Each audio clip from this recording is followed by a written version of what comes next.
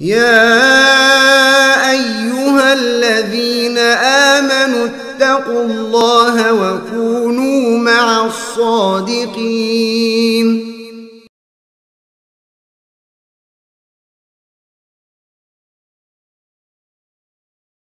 Bismillah. Afwan Ustaz, ana jika sudah disakiti oleh teman dan saudara, susah untuk memaafkan Ustaz. Mohon nasihatnya. Kaum muslimin, kaum muslimat, jamaah yang dimuliakan oleh Allah Tabaraka wa Ta'ala. Pertama, yang perlu kita pahami dalam menjalani kehidupan kita, ma'asyiral muslimin, pasti akan menemukan hal-hal yang tidak mengenakkan, yang tidak menyenangkan. Termasuk hal yang tidak menyenangkan itu adalah orang-orang yang tak menyukai, orang-orang yang membenci, orang-orang yang menyakiti, orang-orang yang memusuhi. Dan itu sudah merupakan sunnatullah. Allah mengatakan di dalam Al-Quran, di surat Al-Furqan, wa kadzalika ja'alna likulli nabiyyin aduwwan minal mujrimin wa kafa birabbika hadiyan wa nasira. Demikian kami jadikan untuk setiap nabi ada orang-orang yang memusuhi para nabi dari para pelaku dosa.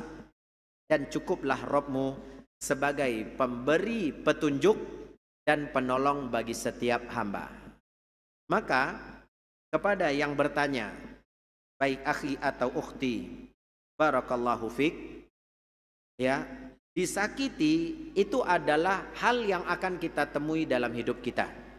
Mau tak mau, ya, kita akan mendapatkan hal tersebut. Dan terkadang terjadi dari orang-orang dekat kita. Bukan dari orang lain, tapi orang dekat kita dalam lingkup keluarga karib kerabat. Maka hendaknya kita pahami dulu, ini ketetapan dari Allah. Ini sunnatullah. Yang mana Allah tetapkan bukan untuk membebani kita. Bukan untuk ma'asyiral muslimin menyulitkan kita. Allah justru menetapkan sunnah itu agar kita dapat melakukan hal terbaik yang bisa kita upayakan. Ya, hal terbaik yang bisa kita upayakan. Allah katakan, liyabluwakum ayyukum ahsanu amala. Allah ingin lihat siapa di antara kalian yang paling baik amalannya. Mungkin suami akan disakiti oleh istrinya, istri pun sebaliknya akan menerima hal-hal yang tidak senang dari suaminya. Apa amalan terbaik yang bisa dilakukan? Oh, gitu cara mainnya. Ya udahlah, saya akan apa? Saya tidak akan menegur istri saya. Lalu istri mengatakan, oh main diam-diam nih ceritanya. Saya juga bisa mendiamkan, kata istri. Akhirnya tidak bertegur sapa. Ya, padahal ma'asyiral muslimin satu rumah. Ya, dan saling gontok-gontokan. Ma'asyiral muslimin ini bukan hal yang baik. Keluar dari rumah mungkin dengan tetangga. Karena kita tidak senang dengan perbuatan dia, akhirnya kita memutus hubungan ukhuwah Islamiyah yang ada. Itu juga bukan sesuatu yang baik. Allah ingin dari situ kita bisa beribadah. Kita bersabar, kita berlapang dada, kita tak menyibukkan pikiran kita, hati kita, memikirkan kejahatan manusia. Makanya, ma'asyiral muslimin, kalau kita udah paham itu adalah sunnatullah, itu sudah modal utama untuk kita bisa berlapang dada dan memaafkan saudara kita. Mungkin nih sekarang dari si fulan atau dari fulanah, kita katakan tertutup pintu maaf saya buat dia, Pak Ustadz. Apakah memang gak ada lagi manusia yang kita akan terima hal-hal yang menyakitkan dari mereka? Banyak. Akan ada sosok-sosok yang lain.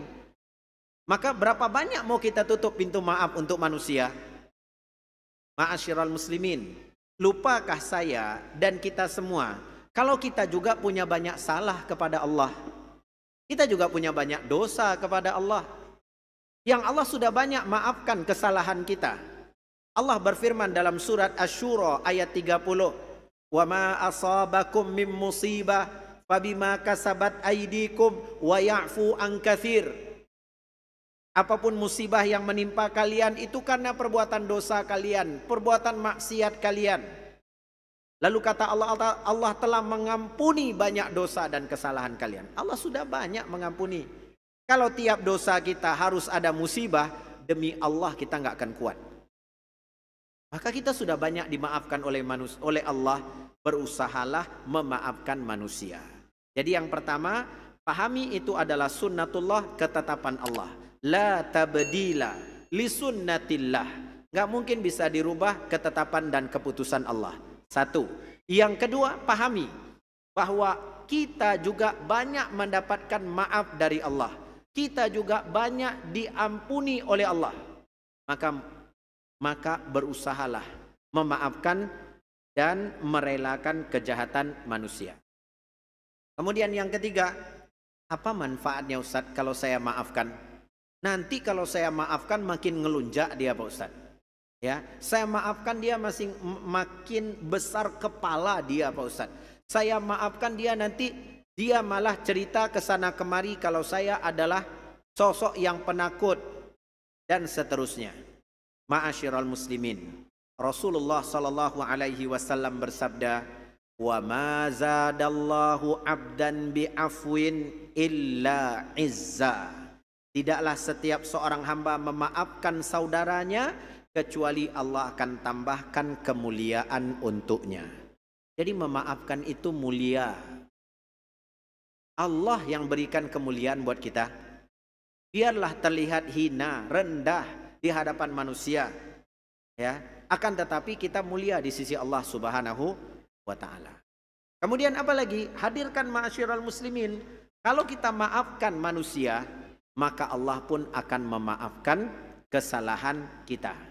Allah tabaraka wa ta'ala berfirman di dalam Al-Quran ketika menurunkan ayat, di mana ayat ini kata para ulama teguran untuk Abu Bakar Siddiq radhiyallahu ta'ala anhu dan jadi pelajaran untuk setiap kita. Kata Allah tabaraka wa ta'ala, tidak layak orang yang diberikan kelapangan harta untuk dia tidak menolong seorang yang miskin, seorang yang merupakan karib kerabatnya, seorang yang miskin, seorang yang telah berhijrah di jalan Allah. Akan tetapi hendaknya ya'fu wa yasfahu, dia memaafkan dan dia merelakan, tetap menolong dan membantu walaupun hatinya telah sakit oleh perbuatan orang itu. Lalu Allah katakan, ala tuhibbuna ayyaghfirallahu lakum. Kalian mau enggak diampuni oleh Allah? Kalian mau enggak dimaafkan oleh Allah?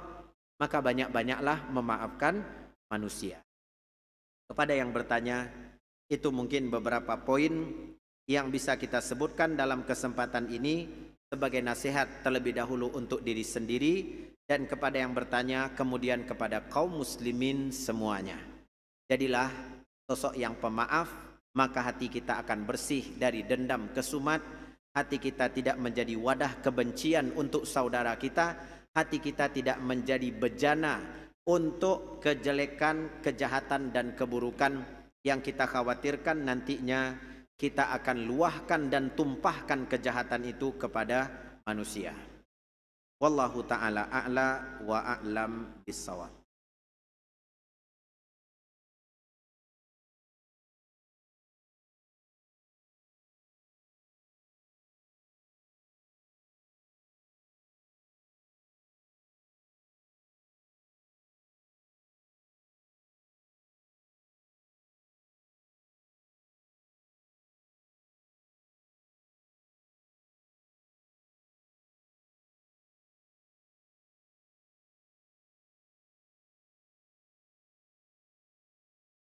Ini ada pertanyaan yang menarik ma'asyiral muslim. Assalamualaikum Ustaz. Waalaikumsalam. Dari pertanyaan ya dari akhwat atau ummahat tentang menjaga kehormatan seorang istri di saat di luar rumah tadi Ustaz. Bagaimana jika seorang istri datang ke kajian, terus dia menatap ustadznya terus-menerus di monitor? Apakah itu termasuk tidak menjaga kehormatan seorang istri, Ustadz? Syukron atas jawabannya. Tundukkan pandangan ibu, tundukkan pandangan ukhti, lihat ke buku catatannya, catat maklumat, ilmu, dan faedah yang disampaikan oleh ustadznya, jangan lihat ustadznya. Ya. Jadi ada hal yang sebenarnya bisa untuk dihindari, kembali kepada ya kemampuan dan kesanggupan masing-masing diri tanpa menggugurkan atau menjauhi manfaat yang bisa didapatkan. Kalau ini yang ditanyakan di masjid, lalu bagaimana Ustadz kalau di TV? Ya, saking fokusnya si ibu lihat ustadznya, itu suaminya dari tadi manggil nggak dijawab gitu kan? Ya, kata suaminya, ya fokus mendengarkan kaji atau sibuk melihat ustadznya gitu kan? Perasaan ustadznya itu aja yang dilihat terus gitu. Apa nggak ada ustadz yang lain? Nah, bagi ibu yang bertanya, kaum muslimin, kaum muslimat semua, kan alhamdulillah ada kajian berbentuk MP3. Bisa mendapatkan faedah melalui sautiat, suara, ya kajian yang tidak ada videonya. Intinya kita tidak ingin syaitan masuk di situ, ya, untuk menjauhkan kita dari ilmu. Karena ini upaya dan usaha dari syaitan. Bagaimana seorang pria, bagaimana seorang wanita, dia untuk jauh dari ilmu. Kalau dia sudah jauh dari ilmu, sangat mudah bagi syaitan untuk menjatuhkan dia di dalam jerat-jerat yang telah disiapkan oleh syaitan. Kama asyiral muslimin, kembali kepada diri masing-masing, termasuk juga ustadz sebagai pemateri, bertakwa kepada Allah dengan semampunya. Semoga Allah melindungi dan menjaga kita dari fitnah dan hal-hal buruk yang dapat menjerumuskan kita kepada maksiat dan dosa. Wallahu ta'ala a'la wa alam bisawab. Afwan Ustadz, ada satu hadiah lagi. Kalau ya, ada pertanyaan. Sebentar Bu. Barakallahu fiik, Ibu yang mengingatkan.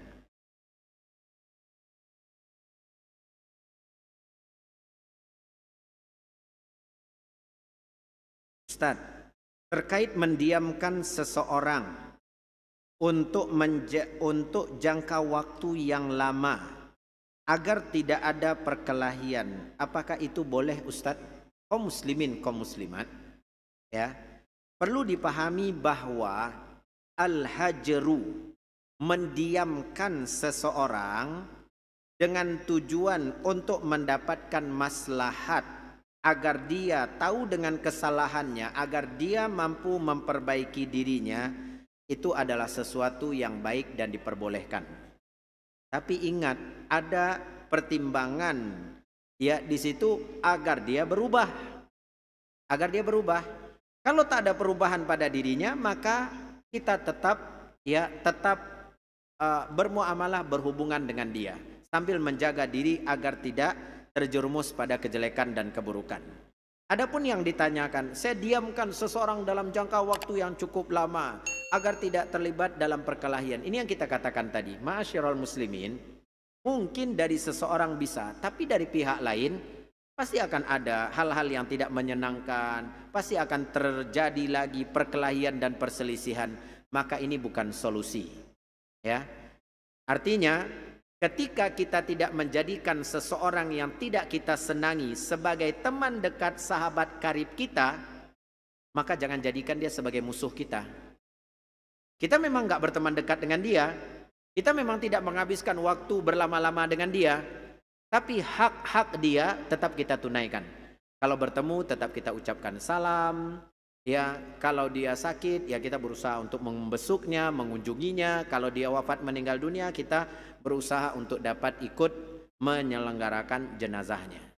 Jadi ma'asyiral muslimin, perselisihan, pertikaian antara sesama manusia ini memang hal yang tak dapat dihindari. Akan ada saja ya terjadi dalam hidup kita.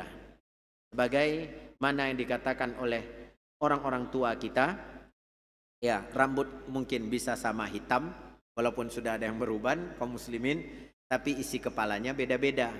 Kita datang dari karakter yang berbeda, dari latar belakang yang berbeda, dari kultur ya asal daerah yang berbeda, itu menciptakan ya perselisihan dan pertikaian yang ada. Namun ketika kita mampu membina kepribadian yang baik, pertikaian dan perselisihan itu bisa disikapi dengan cara yang arif dan bijaksana. Jadi mendiamkan berlama-lama untuk tujuan yang disebutkan ini adalah hal yang tidak diperintahkan. Ya kita tidak berbicara berlama-lama dengan dia, iya, tapi tidak menegur dia dalam waktu yang lama. Supaya nggak berkelahi Ustaz, supaya nantinya nggak gontok-gontokan lagi Ustaz, ini bukan solusi. Justru balaslah kejahatan dia dengan kebaikan, ucapkan salam kepada dia, tegur dan sapa dia, tanyakan kabar dia. Mudah-mudahan itu menjadi sarana agar terbuka hidayah buat teman kita. Akhirnya awalnya dia musuh kita, dia bisa berubah menjadi sahabat karib bagi kita. Wallahu ta'ala a'la wa alam bishawab. Ustadz, apakah kita juga akan dimaafkan apabila kita memaafkan kesalahan orang lain? Ya, kita pun akan dimaafkan, terutama dimaafkan oleh Allah Subhanahu wa ta'ala.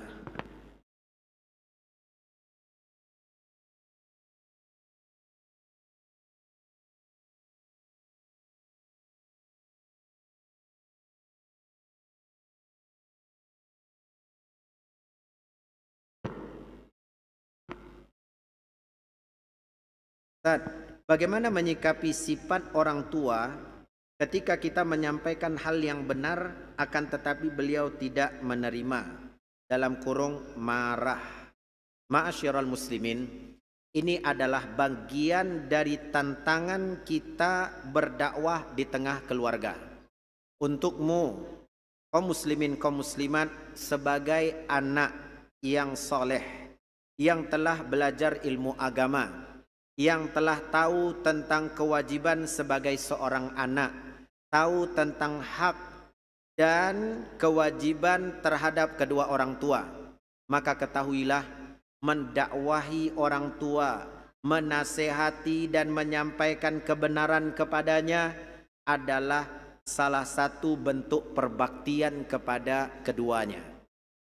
Ya, kalau keduanya mengajak kita kepada kejahatan, kepada kemaksiatan, kepada kesyirikan, tak ada ketaatan bagi kita kepada beliau berdua. Tetapi itu tidak menghentikan kita untuk mendakwahi, menasehati dan mengingatkan. Allah Jalla wa'ala mengatakan, wasahibahuma fid dunya ma'rufa, kata Allah. Pergaulilah kedua orang tua itu dengan cara yang ma'ruf. Di antara bentuk yang ma'ruf dalam mempergauli kedua orang tua, bermuamalah dengan beliau berdua, itu adalah dengan menasehatinya, dengan mengingatkannya. Kita ingin keselamatan untuk kedua orang tua kita. Kita ingin berkumpul dengan beliau berdua bersama-sama di dalam surga. Jadi sampaikan. Tapi Ustaz, ternyata disambut dengan sambutan yang tidak baik. Kaum muslimin, kaum muslimat, pertama yang perlu kita pahami, tanggung jawab kita setelah mengetahui sebuah perkara, maka kita menyampaikan perkara itu kepada sesama, dimulai kepada orang tua. Tanggung jawab kita hanya menyampaikan, memberikan sebaik-baik penjelasan dan keterangan. Cobalah gunakan ya cara-cara yang ma'ruf. Misalnya kita nih mau nyampaikan sebuah kebaikan untuk orang tua. Mungkin sebagai anak kita ketika datang ke rumahnya kita bawa makanan. Ini salah satu cara. Apa makanan yang digemari oleh ayah kita, yang disukai oleh ibu kita, bawa tuh yang terbaik. Datang bertamu, bukakan makanan itu, kalau perlu kita letakkan di piring, kita suapkan ke mulutnya. Ada cara-cara yang digunakan. Enggak serta-merta aja Bapak Ibu begitu datang ke rumahnya buka pintu, innal hamdalillah nahmaduhu wa nasta'inu, lalu amma ba'du qala Allah taala. Kaget orang tua. Ya. Ini mendadak jadi ustadz nih, mendadak jadi ustazah nih gitu kan. Udah gitu selesai sama ba'du, hilang konsepnya. Ya, lupa dalilnya. Nah, ini ma'asyiral muslimin tentu ya bukan cara yang tepat. Gunakan langkah-langkah seperti tadi dengan cara yang baik. Bawakan makanan, berakhlak mulia kepadanya, pelan-pelan kita sampaikan, ya alhamdulillah ayah punya tabungan, gimana kiranya ya dengan kesempatan yang ada ini kita coba ya daftarkan untuk keberangkatan haji ayah. Oh enggak doh, pai haji itu samo mencampaan piti kalawi itu. Kaum muslimin kadang-kadang ada pemahaman seperti itu. Ya, kalau diputarkan uang itu untuk modal, untuk usaha, kan bakambangnya banyak piti ya, Pak. Nah, ada yang seperti itu. Maka kita pelan-pelan. Ya, jangan langsung kita katakan, oh ayah nih hamba yang durhaka nih, harta ayah itu bukan milik ayah, itu milik Allah. Kaum muslimin itu justru tak akan diterima dengan apa? Dengan baik oleh orang tua kita. Kenapa? Kebenaran itu sendiri sudah berat. Jangan diperberat lagi dengan apa? Dengan akhlak yang tidak baik. Ya, ini sambil berdiri, tangan di pinggang, tunjuk-tunjuk pakai tangan kiri lagi. Bilang lagi ke orang tua, inilah payahnya ayah nih, ya. Makin tua makin menjadi, SD adalah tidak tamat, mengaji tidak beres. Kaum muslim ini bukan anak yang baik, ya. Menggurui orang tua, menjatuhkan ya harga diri orang tua. Ini bukan hal yang baik. Kita sudah lama mengaji, rubah polanya. Ingat, kita punya tanggung jawab menyampaikan. Yang membuka pintu hidayah itu Allah. Enggak mungkin tugas kita lebih berat dari para nabi, para rasul. Nabi Nuh alaihi salam 950 tahun berdakwah. Wa ma amana ma'ahu illa qalil. Tidak ada yang beriman kecuali sedikit. Kita berapa lama berdakwah untuk orang tua kita, untuk keluarga kita, lalu kita berharap semuanya bisa berubah, semudah kita membalikkan telapak tangan? Ya, itulah tantangan dalam berdakwah. Itulah ladang pahala buat kita. Terus menerus, perbaiki caranya. Lakukan dengan cara yang ma'ruf, cara yang bijaksana. Salah satu kunci kesuksesan dakwah adalah mengedepankan akhlakul karimah. Ini ma'asyiral muslimin, tips yang diajarkan oleh para ulama kalau kita ingin menularkan ilmu dan kebaikan kepada manusia. Semoga ya apa yang kita sampaikan, yang kita sebutkan bisa memberi pencerahan bagi bapak atau ibu, saudara atau saudari yang bertanya. Barakallahu fikum jami'an, ma'asyiral muslimin. Kita cukupkan sampai di sini. Pelajaran kita dan pertemuan kita pada kesempatan yang berbahagia ini. Mohon maaf untuk beberapa pertanyaan yang cukup banyak sekali belum kami jawab karena keterbatasan waktu, ilmu dan kemampuan yang ada. Kita mudah-mudahan bisa menjadikan pertanyaan-pertanyaan ini sebagai bahan pembelajaran dan mudah-mudahan pertemuan berikutnya apabila berhubungan dan berkaitan dengan materi akan berusaha untuk kita berikan penjelasan dan keterangan. Wallahu ta'ala a'la wa a'lam bis-shawab. Ma'asyiral muslimin, yang benar dari Allah tabaraka wa ta'ala, yang keliru dan salah datangnya dari syaitan, dari kelemahan jiwa dan keterbatasan ilmu yang ada. Semoga Allah mengampuni dan memaafkan setiap kita. Barakallahu fikum wa jazakumullahu khairan atas segala perhatian dan kebaikan yang telah diberikan. Semoga Allah berikan ilmu yang bermanfaat, pemahaman yang benar, keyakinan dan kesabaran serta keistiqomahan baik di dalam mengamalkan dan juga di dalam mendakwahkan. Wassallallahu wasallam wa baraka wa an'am ala nabiyyina wa habibina Muhammad wa ala alihi wa sahbihi wasallam. Walhamdulillahi rabbil alamin. Wassalamualaikum warahmatullahi wabarakatuh.